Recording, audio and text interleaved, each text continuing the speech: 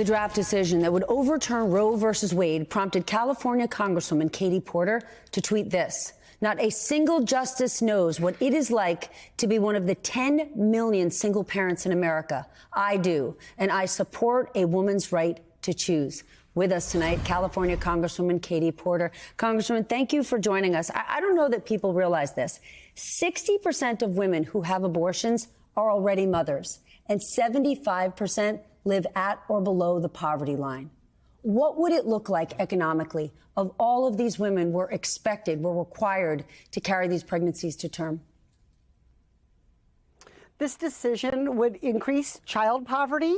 It would increase the strain on the social safety net, and it would make it more difficult for these lower income women to be able to pursue their educations, to be able to get promoted at work. It would make it harder for them to feed the children that they already have.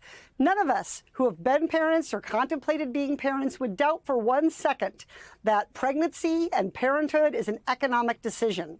And so the absolute opposite is true, too. Abortion is an economic issue. How about an economic obligation on the other side? If a woman is required to carry a baby to term, if that's the requirement, should there not be a similar obligation for the father? Absolutely. I think that men and women should be outraged at the court's potential decision.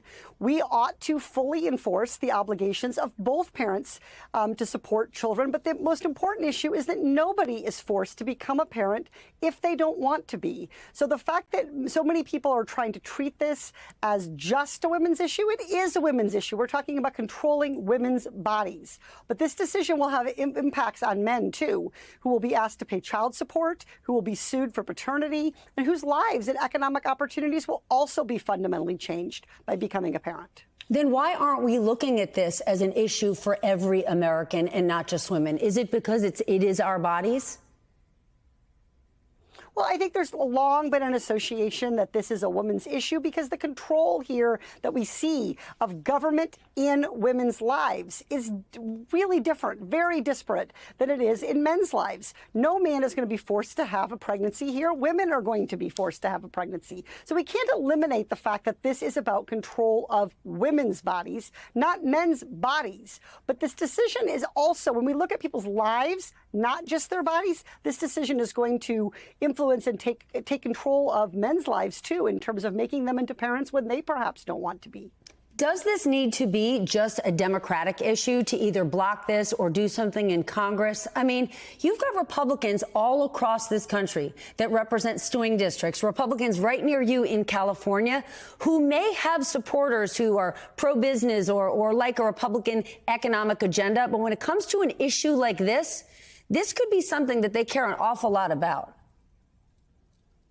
Every American should care about this, whether you've long since been a parent or you never want to be a parent, because this is going to shape people's economic opportunities. If women are forced to be pregnant, to carry pregnancies, to become parents when they don't want to be, those are women who are going to be out of the workforce, who are going to not complete their educations. And it's the exact same thing for men who aren't going to be able to start businesses or finish their educations because of the demands on parenthood.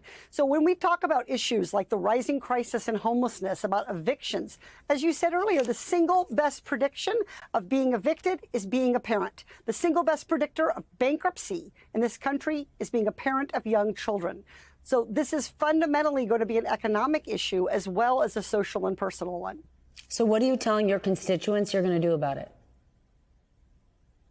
Well, look, the House has already voted back in September to protect the right to have an abortion through a legislation that we passed. It's sitting in the Senate. I'm going to do the same thing that I think every American should be doing right now, which is expressing my displeasure. I'm going to vote like crazy to make sure I'm electing people up and down the ballot, from school board to the Senate, who are going to protect and support the freedom of every American to make this decision for themselves. Do you feel like the state of California stands with you? We have heard from Governor Gavin Newsom. Do you think you're going to see a whole lot of people now rely on California for abortion services? Well, we're definitely going to see people being essentially healthcare refugees in the United States of America, healthcare refugees who are basically going to have to come and travel, if they can afford it, to other countries to get an abortion. And that has serious consequences. It takes them away from their long-term healthcare provider, their doctor, the person they have a relationship with. It makes follow-up care after the abortion more difficult, and it will make for worse healthcare outcomes. So while I'm glad that California is standing up for the right for abortion and is going to protect and provide for that people, it's not a substitute for being able to make that decision with your doctor in your community.